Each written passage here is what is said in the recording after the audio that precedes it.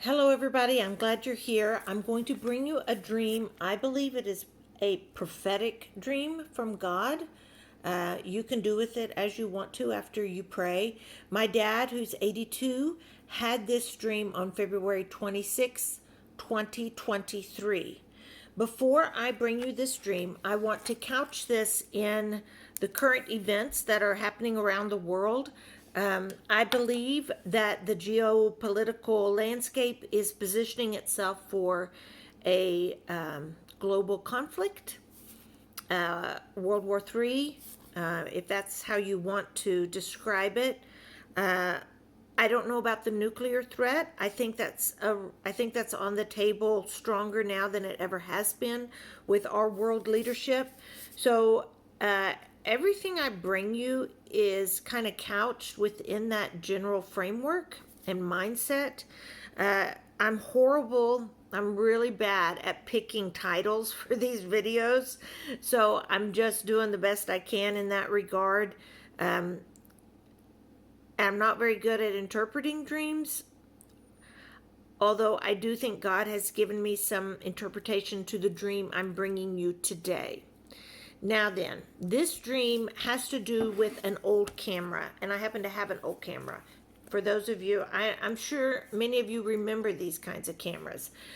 This has to do with this stream has to do with rolls of film. So we used to have to buy rolls of film that we had to pop this open and put the film in and crank it over and then shut the door. And then it would show you if it was in this window, whether it was loaded with film or not. So this stream has to do with a camera that looks like this. That being said, I also want to tell you that I think the camera probably represents us being snapshots of God. That Jesus is in us, and when people see us, they see a picture of Jesus, Spirit, and Father, the Trinity. That's what I think. So as I bring you this dream, just kind of keep that in mind in the back of your head as I read this to you. Let's see, is there anything else? I'll bring you some thoughts I had on interpretation at the end. But here we go, moving forward. February 26, 2023, my father had this dream, my dad. He was going to a house where there was a plan for a class reunion of his peers. He got to the house and the garage door was open. And so the owner of the house was a lady, and she was hosting the reunion. And she came out through the garage door to greet my dad. And she had a black camera in her hand, like this. And she said, "I'm glad you're here. I need you to get 3 rolls of film. And I want you to help me mount this camera on a tripod." And so my dad said, "Sure, I'll be glad to do that." And he looked at the bottom to see if there was a place where you could screw a tripod on there. And there was. And so he was like, "Yeah, I'll be glad to go get the film, but I don't have a car." And she said, "You can borrow my car. It's my dad's." So my dad drove and came to a store.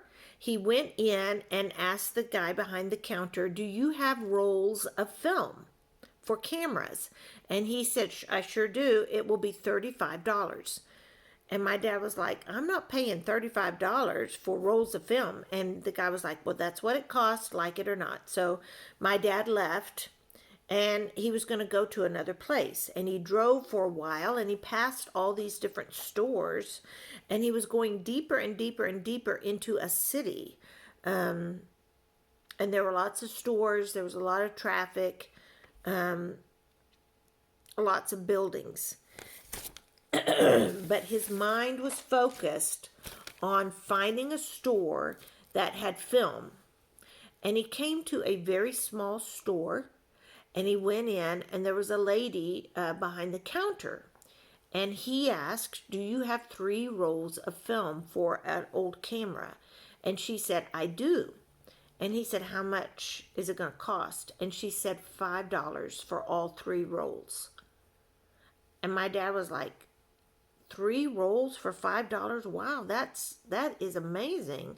And she said, she said, I would almost give them for free because they are becoming obsolete. So she said, I would almost give them for free because they are becoming obsolete.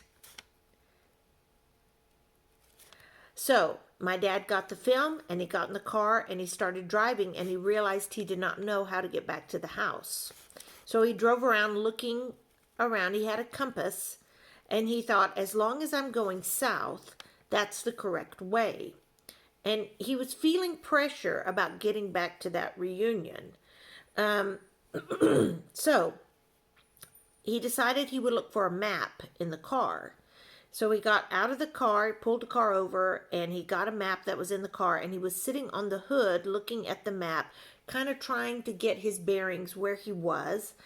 And a man pulled up on a 3-wheeled motorcycle. And the man said, are you lost? And my dad said, yes, I'm trying to get back to the house of the reunion. And the man said, I don't know where that is, but what is the most familiar place that you know of? What's the highway? What's the most familiar highway near that house? And my dad said, if you can direct me to Highway 40, that's close. So the guy on the 3-wheeled motorcycle said, follow me, but on Highway 10, that is my exit, and that's where I'm going to pull off. But you go on to Highway 40. So there was some kind of a disturbance nearby that was violent or that bothered them. And the guy said, we need to get out of here now. I'll turn on my tail lights and you can follow me. So the guy in the 3-wheeled motorcycle got in front of my dad, and the lights were on, his tail lights, and my dad was just razor focused on those lights. And it seemed like they drove forever, and evening was coming, and it was going on for a long time. And then the guy pulled over and said, this is my intersection, or this is my exit. He said, you'll get to your highway if you just keep going. So my dad did, and he pulled up to the house and got out at the garage, and the lady was there that was there at the beginning. And she said, and my dad said, I'm so sorry I'm late. I got lost. And the lady said, the reunion is over. My dad said, well, I got your film. And she said, that's okay. After you left, I went to a nearby store and got 3 rolls for $35. And my dad said, I wish I could have been here for the reunion. And she said, I took pictures. You can look at them. And my dad said, how many people were at the reunion? And she said, 200. And that was the end of the dream. So here is my take. There's a lot of things in this dream I do not understand. And any help that you can bring me, I would absolutely fully appreciate, because excuse me, I am relatively new at all of this this way of God working in our lives. He's grown me into this. And so I'll just shoot straight with y'all. I don't know. I don't know the meaning of a lot of this. I know what I see in the natural. I know that things in the world are unraveling. That's my perception. I know things in the spiritual world are unraveling or tense. The battle is always going. So I get that. I don't see that world. I sense it sometimes, and sometimes I get glimpses of it, but I don't see it. I only see in part, per 1 Corinthians 13, right? The whole is yet to come. I only see in part right now. So everything I say is going to have human fingerprints all over it. So you take it to prayer and see what the Lord tells you. Here is I asked my husband the other morning, I said, why do we take pictures? What does a picture do? What does a photograph do? And he said, pictures are semi permanent ways to capture a single moment that allows us to go back and get more clarity of that moment over and over, kind of like a memory, but more concrete. That's what my husband said a picture was. I was like, oh, well, we'll be writing that down. That sounds kind of divine. So I did. I wrote it down. And I think that there's a sense that we are pictures of God. Our lives are pictures of Jesus. And when people see us, they see him in a semi-permanent way. We have captured the moment of him on the cross, the moment of his resurrection, his grace upon us. And that's what people see. And the more they look at us, the clearer Jesus gets to them.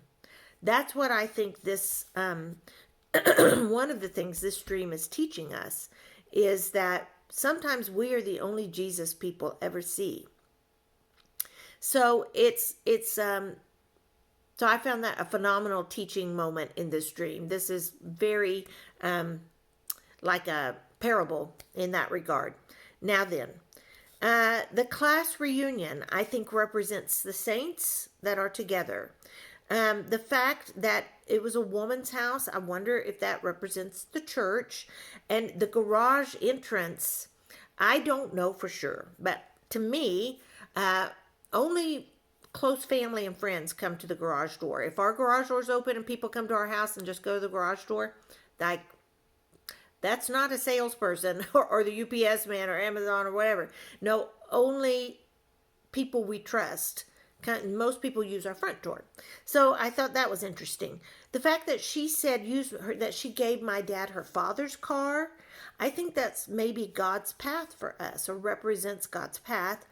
The 3 rolls of film, I think, is the Trinity, the picture of God, the recording of the picture of God. That's us. So he was looking for that. The fact that it was an old camera, like it's outdated camera, it's not a digital camera, it's old, it uses film. I think that represents the age of the gospel. The gospel story is the good news of Christ is over 2,000 years old. And so I think that's what that means. And the tripod is what it sits on, the Trinity, the foundation. So those are my thoughts on that part of the dream. Now, the first store was asking $35 for those 3 rolls of film. I'm wondering if possibly, now y'all help me on this because I'm kind of clueless. I don't understand this for sure. But there was a time in United States history where many people valued Christianity. Many people, our nation was founded on Christian principles, Christian Judeo principles. So there was a greater value on it than there is now. So I think that might be what that meant. Now, my dad was not in that time, or is not in that time now, so he didn't buy that film. So he kept searching. Now, if you keep searching for God, you're going to find him. So there was that element to that dream. But when he found the 3 rolls for $5, the number 5, from what I've learned, represents grace. So, and she would give it for free, except they're becoming obsolete. And I wondered if that meant people, the children of God, are not as prevalent now as they used to be. And it nearly feels like sometimes that we're becoming obsolete. But when, in fact, we are not.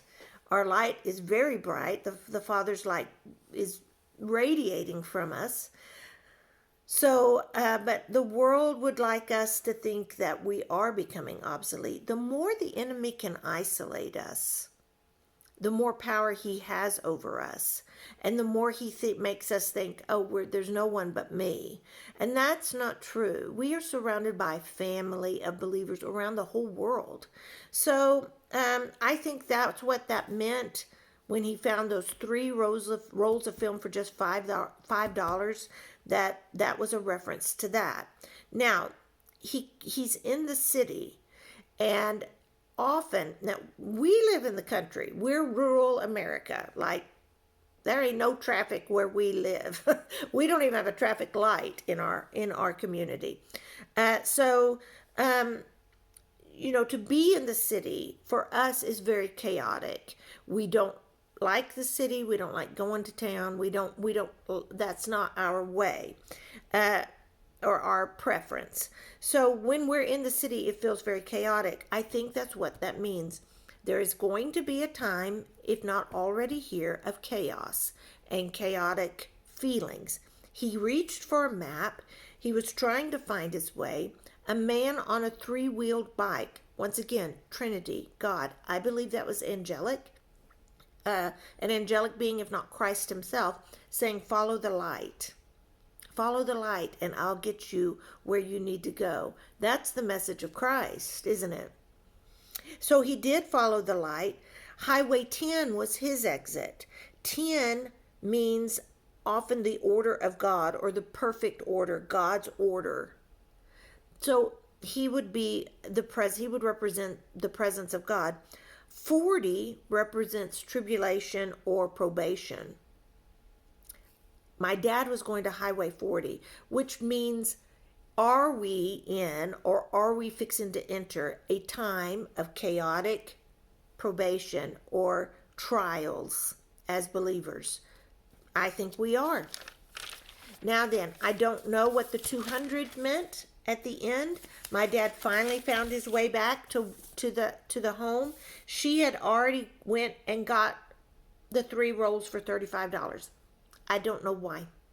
If you know why, please enlighten me, because I got nothing there. I don't know why the 200. So that's another thing I don't understand. So those are my thoughts on this dream.